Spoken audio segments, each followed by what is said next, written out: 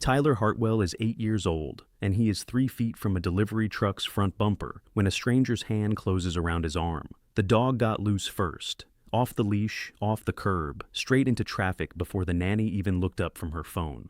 Tyler went after him without thinking, the way 8-year-olds do, the way nobody decides to almost die.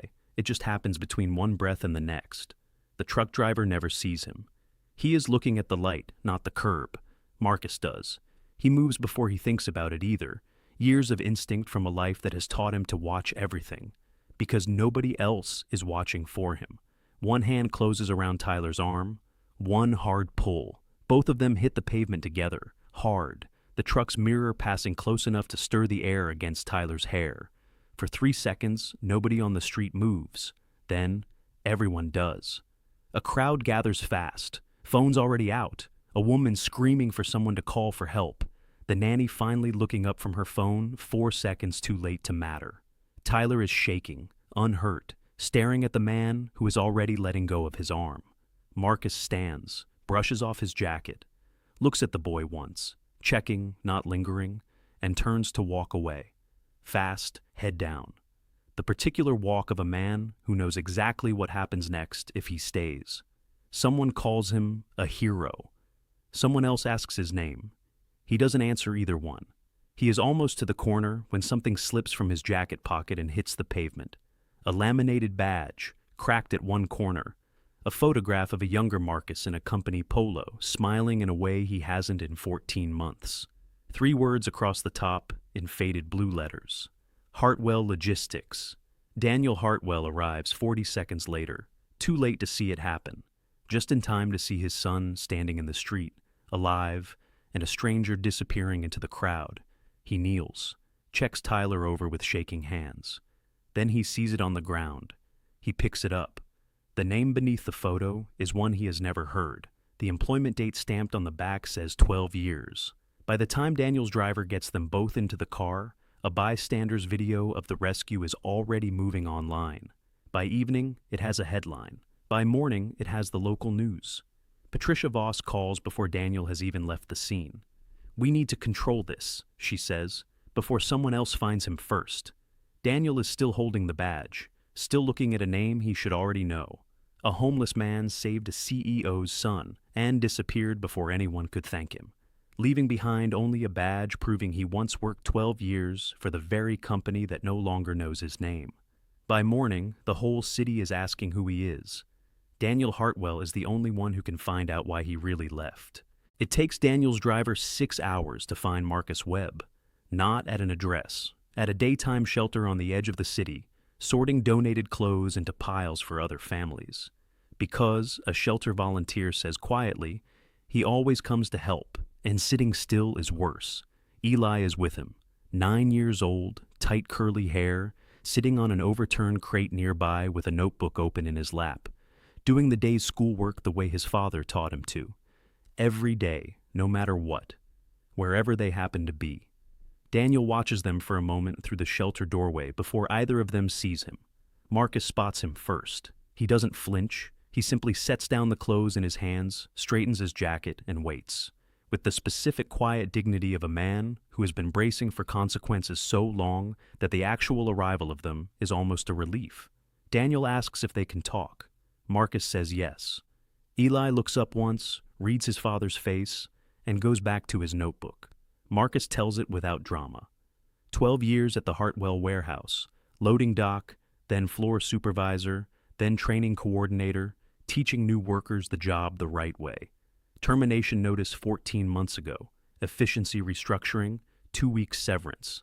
His wife's cancer diagnosis had come 9 days before the letter arrived. Without the insurance, the treatment became impossible to cover. She held on for 5 months anyway. Then Eli's school year ended, then the apartment. Now it's the shelter in bad weather and the car in good weather because, Marcus says, Eli sleeps better in the car. And that detail, a father carefully monitoring the sleep quality of a child living in a vehicle, lands somewhere in Daniel's chest that his calendar has no meeting scheduled to address. Patricia calls at 4 in the afternoon. The press conference is set for tomorrow morning. 8 o'clock, Company Plaza, full setup. Check presentation, statement, photos. She has already written the quotes Daniel is supposed to say. She reads them to him, warm, brief, clean. No admission, no liability. Goodwill gesture, community spirit. Proud of what Hartwell Logistics gives back. It would take 11 minutes and be finished by 9. Daniel goes back to his office and pulls Marcus's personnel file himself. He doesn't send it to HR. He pulls it personally, sits alone at his desk, and opens it. The termination date sits in the top right corner of page 1. He counts back 9 days, finds a second document behind it. An HR insurance claim filed for spouse critical illness. The dates match exactly. He approved those cuts from a spreadsheet projection, one of 43 names on a single page. He never read them individually. He never thought to. He is still sitting there when his own son Tyler appears in the office doorway. The first time Tyler has come to find him voluntarily in 18 months. Holding his mother's old photograph, asking if Daniel is coming home for dinner. Daniel looks at the photograph in his son's hand, then at the badge on his desk, then at Patricia's drafted statement sitting beside it, 11 minutes from being finished. Daniel Hartwell now knows exactly why Marcus Webb was on that street corner with nothing. A termination filed 9 days after his wife's diagnosis. Approved by a signature Daniel doesn't even remember making. Tomorrow morning, the company plans to hand him a check and call it closed. Patricia's statement is already written. The cameras are already booked. And Daniel has one night to decide whether 11 minutes is enough. The statement is already on the lectern, 12 sentences. Approved at 6 this morning. Daniel hasn't read it once. The plaza is bright and busy. Company banner overhead, cameras set up in a row, a small crowd gathered behind the press line. Tyler stands to the left of the podium with Daniel's driver, holding the leash of the dog that started everything, watching his father the way children watch adults when they are trying to understand what version of them they are about to see. Marcus and Eli are in the front row. Someone from the shelter brought them. Eli is in his cleanest jacket, sitting straight-backed beside his father, holding his mother's photograph in both hands the way he always does. Not for comfort, but because it makes him feel like she is still attending things.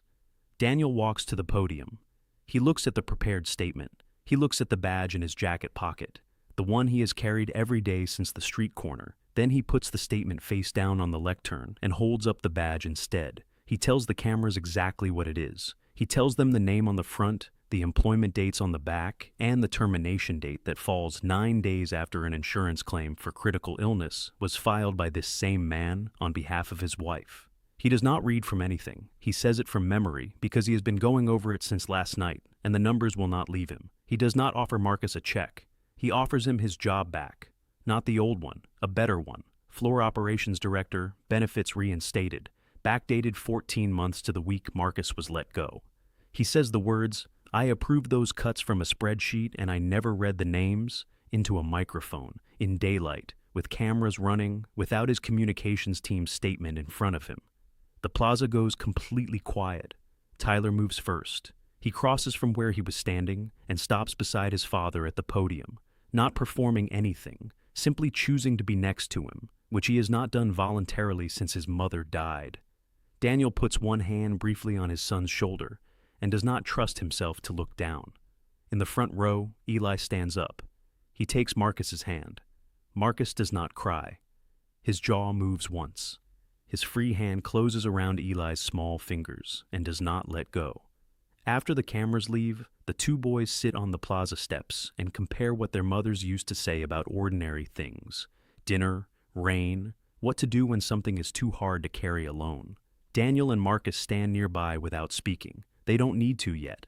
They are standing in the same place, which is further than either of them expected to reach. 3 weeks later, Marcus's old badge hangs framed on his new office wall beside the replacement. Eli and Tyler do homework together after school. Daniel stands in the doorway watching his son laugh for the first time in 18 months. The people we overlook are sometimes the only ones who ever truly see us.